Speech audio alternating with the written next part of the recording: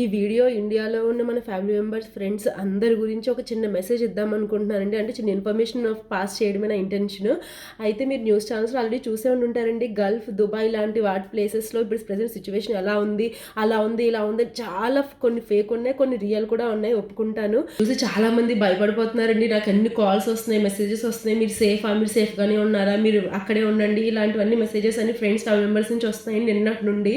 So నేను అందరికీ చెప్పేది ఒకటే, ప్రెజెంట్ మేము ఉన్న చాలా సేఫ్గా ఉన్నామండి ఈ ఏరియాలో. ఉన్న ఏరియాల వరకు నాకు తెలుసు కాబట్టి నేను చెప్తున్నాను. యూఏఈ గవర్నమెంట్ చాలా ఫాస్ట్ యాక్షన్ తీసుకుంటుంది. 24/7 వాళ్ళు వర్క్ చేస్తున్నారు. ఇంకొకటి ఏంటంటే, ఫస్ట్ యూఏఈలో అబుదాబిలో ఇన్సిడెంట్ స్టార్ట్ అయిందండి. వాళ్ళకి అప్పటికే యూఏఈ గవర్నమెంట్ అబుదాబిలో ఉన్న వాళ్ళకి నోటిఫికేషన్ ఇచ్చింది. అలానే సేమ్ నిన్న ఈవినింగ్ దుబాయ్లో వాళ్ళకి కూడా అలర్ట్ వచ్చిందనమాట. అంటే ఎలా అంటే నైట్ మాకు 12:30కి వచ్చింది, సేఫ్గా ఉండండి అని చెప్పి. అలర్ట్ ఏంటో కూడా మీకు స్క్రీన్ మీద చూపిస్తాను చూడండి. గవర్నమెంట్ తీసుకోవాల్సిన ప్రికాషన్స్ తీసుకుంటుంది. ఈ ఫ్యామిలీ యూఏఈలో ఉన్న వాళ్ళు సేఫ్గానే ఉన్నారండి. యూఏఈ మన సెకండ్ హోమ్. అంటే ఫస్ట్ హోమ్ ఆబ్వియస్లీ మన ఇండియా అవుతుంది. ఈ ఇన్సిడెంట్ జరిగింది అని తెలిసిన దగ్గర నుంచి ఫ్యామిలీ మెంబర్స్, ఫ్రెండ్స్ అందరూ కూడా చాలామంది మెసేజెస్, కాల్స్ చేస్తున్నారండి. మీరు ఎలా ఉన్నారు, సేఫ్గానే ఉన్నారా అని చెప్పి. వాళ్ళందరికీ పేరు పేరున థ్యాంక్ యూ సో మచ్ అండి. Thank you so much for your concern.